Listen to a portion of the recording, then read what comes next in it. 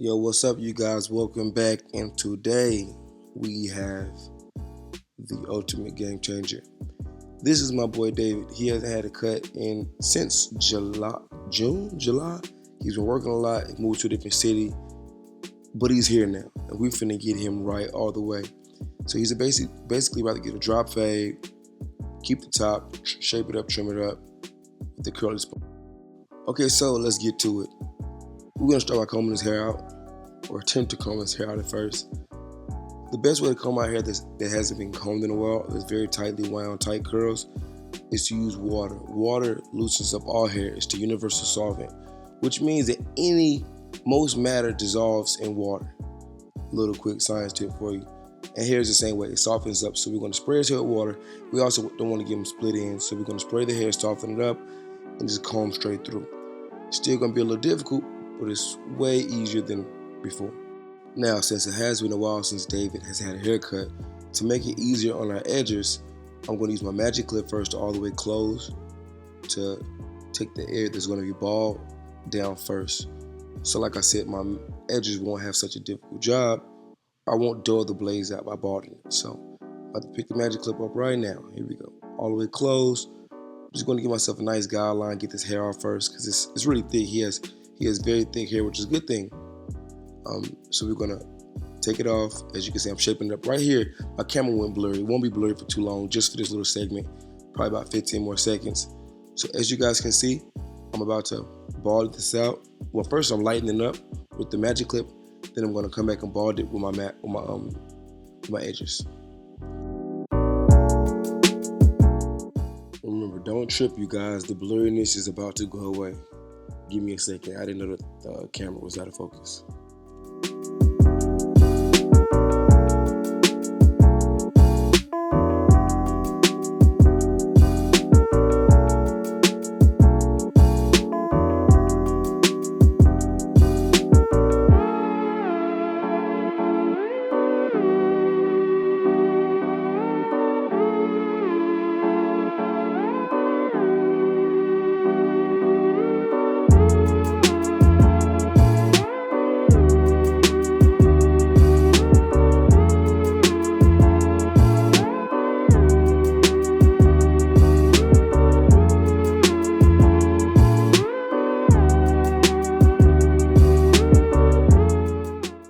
Okay, so now it's time for the good stuff.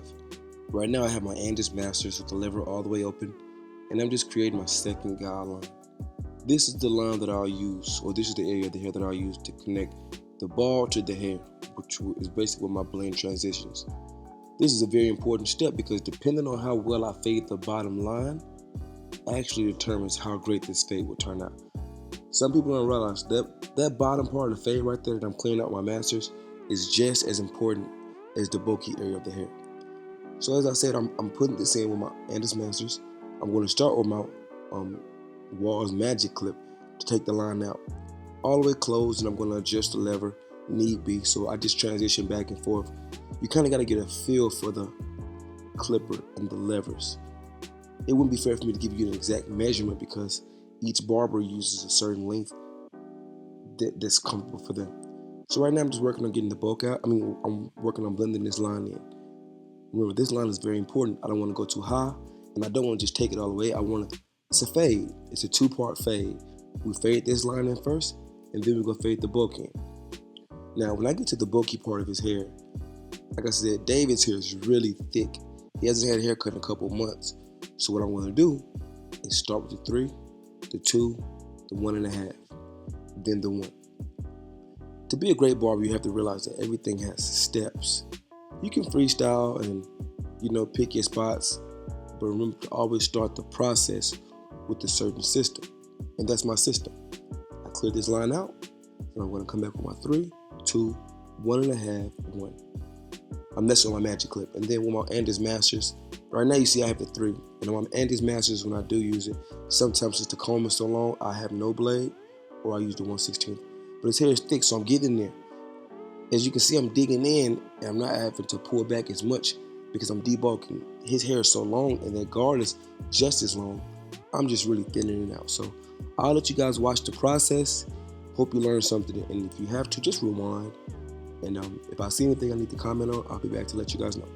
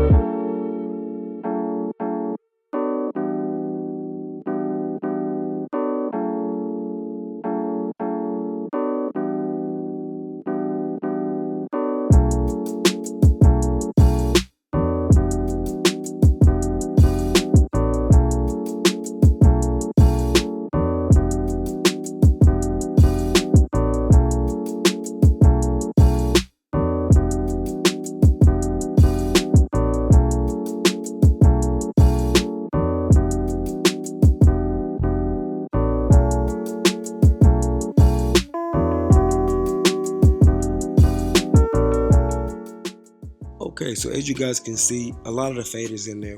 We've got a lot of that bulk out, and now we're just fading both transition area. We're basically fading the transition area into each other to make it a smooth blend. Important key note, when you're fading a box or any kind of ball fade or any kind of fade, whether it's a high taper or any kind of fade with long hair on top, stay in your work area. At times, it can be very tempting to go higher and higher and higher. But the higher you go outside of your workspace, the bigger problem you create for yourself. So try to stay disciplined. Remember, you debulk with the bigger guards, and you fade that transition area in. It's a slight transition area. You should be able to see it in the fade, but stay in your workspace. Right now, I have my masters open, no guard, and now I'm hitting little spots. After I followed my system and my steps, 3, 2, 1, or 3, 2, 1 and a half, and 1. I go to my mat. Now I'm just thinning out areas. So when you see me turn my masters upside down like that, like a tiger claw type of method, I'm really just hitting that line, that hard line that I made with my edges in there. It's a slight tip, a trick. When you turn your masters upside down, depending on how you have them set, it'll give you a closer cut, closer to the skin. So right now I'm just cleaning my area and I'm fading. You guys continue to watch. Take note at what type of strokes I'm using, whether it's a long, short stroke. A lot of time I'm point cutting. Basically, I pick a certain area and I just fade that specific area. Don't get lost in fading. Sometimes, as a new barber, you can fade and just fade because you know you're supposed to fade. Pick your areas. Just like everything else you do in your life. It's a purpose. When you play chess, there's a purpose when you play. You only make moves, just like in cutting, that will get you to the win. Okay? All right, so now I'm just taking that bottom line now. You guys continue to watch, and I'll be back soon. Okay, so I'm back sooner than I thought. Time for the edge up. Now with the edge up, I love to keep a natural edge up. My boy Dave is thinning in some of his corners, but it's okay. It's not too bad. Once you edge it up, it'll look nice and neat and still get a nice flush edge up, I promise you. So as you can see, I'm stretching the skin. When you stretch the skin, the hair can't run. A suggestion I might use, if you guys want, you can use spritz to spur in the hair. Let it sit for about a good 10 seconds. So that way, if you're edging with your edgers, then the hair won't run as stiff. I usually edge with my razor first, but since I'm doing a tutorial, a lot of people use edges and not razors. I'm going to comb my edges first. So I'm hitting the spots, I'm stretching the skin, so that way when I hit those corners, I don't go too high, and I keep an eye on where I'm going, okay?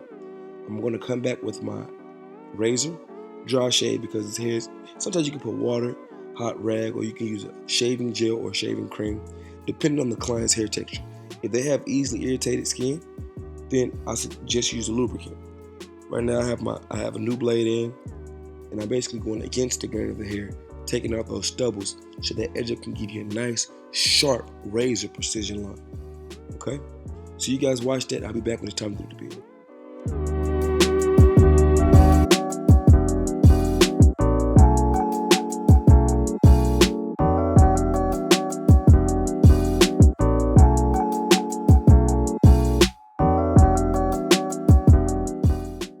before I start the beard, I'm going to do some cleanup work.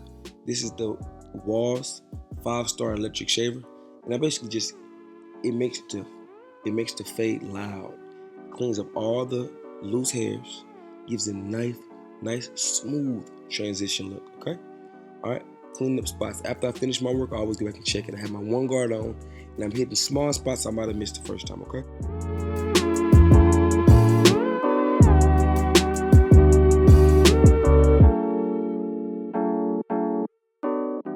Okay, time for the beard. Everybody wants to see the beard.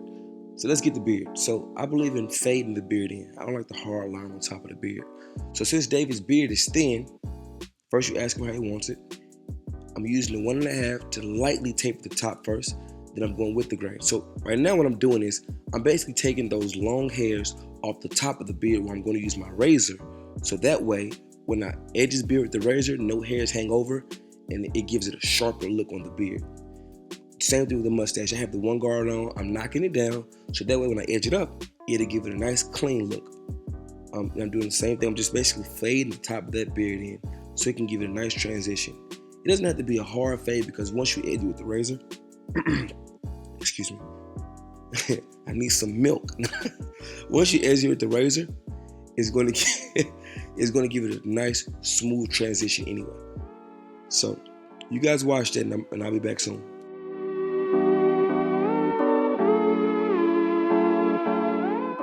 Okay, so David likes his beard high. I put Elegant Shave Gel on there, and I'm using the top corner of the razor, and I'm just etching as I go along. You don't have to apply a lot of pressure. As you can also see, I'm stretching the skin. When I stretch the skin, it gives the razor an easier job and less work. You don't have to use a lot of stress and tension so that you don't have to irritate the skin. Always get the high cheekbone. You want to leave a nice, neat area. There's hairs that grow by the eye, by the cheek. Clean it all up, okay? Keeping that beard very high. And as you can see, I think right now, or I'm going to tell him to blow his cheeks out. When I tell my client to blow their cheeks out, that area where the lip and the jaw meet, it makes it easier to reach. So tip for the day. And pretty much right now I'm edging the mustache up, keeps the inside natural. And that's pretty much how you do the beard. So you guys can watch. I'm about to shape it up next. I'm going to freehand. When I edge the beard up, when I shape the beard, I use 2 hands, my magic clip or whatever clippers you prefer, and you basically shape the bottom of the beard. You guys will see. All right? It's kind of self-explanatory, but you guys watch. Hope you enjoy. See you soon. Well, I'm using my masters first. I apologize. I was wrong. I actually shaped it up with my masters all the way closed, not my magic clip. Same process though. You guys watch it and check it out. Yo, so I really hope you guys enjoyed. I left one side of his head uncut just so you can see the dramatic change. Check this out in a quick second, man. Hope you enjoyed it, man. My boy, he deserved it. He's been working a lot. And yeah, done and before he walked in. My boy David. Hope you guys enjoyed. Game changer for the day. This probably cut of the year right here. If you have any questions, leave them in the comment. Game changer out. Thank you for watching. Please subscribe.